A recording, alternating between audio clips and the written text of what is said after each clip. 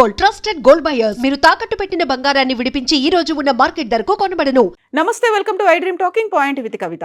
Iran మీద America, Israel చేస్తున్నటువంటి యుద్ధం 4వ వారం కూడా కంటిన్యూ అవుతోంది. ఆ ఎఫెక్ట్ స్టాక్ మార్కెట్ల మీద పడింది.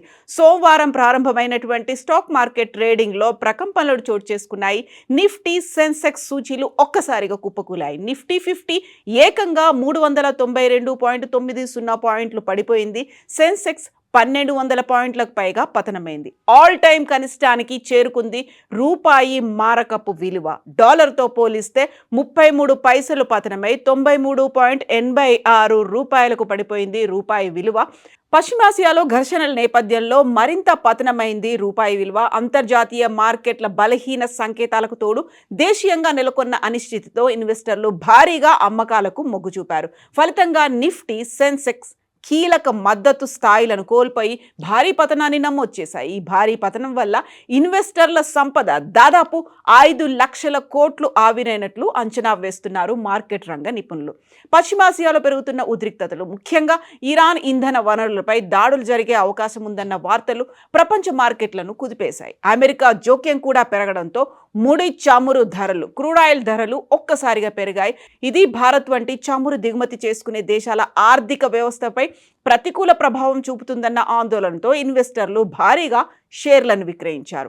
అమెరికా అధ్యక్షుడు డొనాల్డ్ ట్రంప్ విధించినటువంటి 48 గంటల అల్టిమేటం ముగియక ముందే ఇరాన్ మరో సంచలన నిర్ణయం తీసుకుంది. హార్ముజ్ జలసంధిని ఓపెన్ చేయడానికి 48 గంటల డెడ్ లైన్ విధిస్తున్నాను అంటూ డొనాల్డ్ ట్రంప్ గతంలోనే ఒక సంచలనమైనటువంటి ప్రకటన చేశారు. హార్ముజ్ జలసంధి గుండా వెళ్లే ప్రతి నౌక నుంచి ఏకంగా $2 మిలియన్, అంటే భారత కరెన్సీ ప్రకారం సుమారు 18 కోట్ల టోల్ ఫీజు వసూలు చేస్తున్నట్లుగా ఇరాన్ అనౌన్స్ చేసింది. ఇప్పటికే కొన్ని నౌకల నుంచి ఈ డబ్బును వసూలు చేసినట్లు కూడా వెల్లడించింది. అమెరికా అధ్యక్షుడు డొనాల్డ్ ట్రంప్ హర్ముజ్ జలసంధిని వెంటనే తెరవాలని, లేని పక్షంలో తీవ్ర పరిణామాలు ఉంటాయని 48 గంటల గడువుతో అల్టిమేటాన్ని జారీ చేశారు. అయితే ట్రంప్ హెచ్చరికలను ఇరాన్ బేఖాతరు చేస్తూ ఈ టోల్ వసూళ్ల ప్రకటన చేసింది. ఒకవేళ అమెరికా తమ దేశంలోని విద్యుత్ కేంద్రాలే లక్ష్యంగా భీకర దాడులు చేస్తే తాము ఇజ్రాయెల్కు చెందినటువంటి ఇంధన, విద్యుత్ వసతులను ధ్వంసం చేస్తామని ఇరాన్ ప్రతి సవాల్ చేసింది. ఇరాన్ ఇజ్రాయెల్ యుద్ధం ప్రపంచవ్యాప్తంగా చమురు సెగలు పుట్టిస్తున్న వేళ అమెరికా సంచలన ప్రకటన చేసింది. ఇరాన్ శత్రువులను తుదముట్టించడానికి మా దగ్గర నిధుల కొరత లేదు, ఎంతైనా ఖర్చు చేస్తామంటూ సాక్షాత్తు America treasury chief Scott Besant ప్రపంచ దేశాలకు సంకేతాలు ఇచ్చారు. యుద్ధం మొదలైన కేవలం 6 రోజుల్లోనే ఏకంగా $11 బిలియన్, అంటే భారతదేశ కరెన్సీ ప్రకారం 94,000 కోట్లు ఖర్చయింది.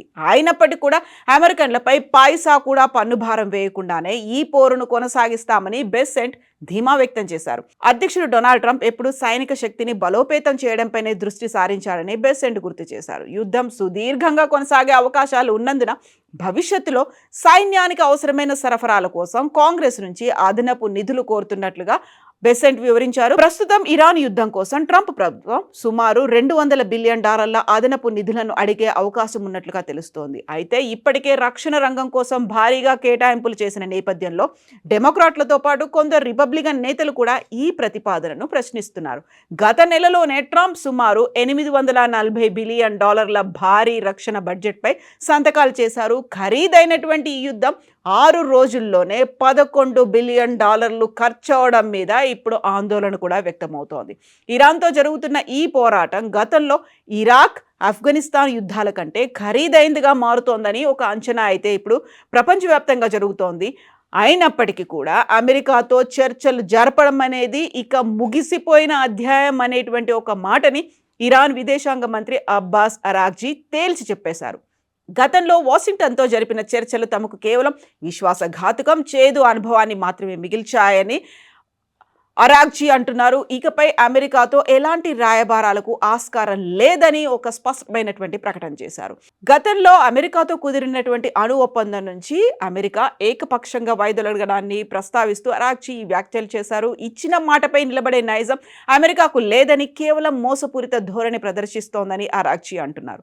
అమెరికా అధ్యక్షుడు డొనాల్డ్ ట్రంప్ విధిస్తున్న 48 గంటల గడువు, అల్టిమేటం వంటి బెదిరింపులకు ఇరాన్ లొంగిపోదనే మాటని స్పష్టం చేస్తున్నారు.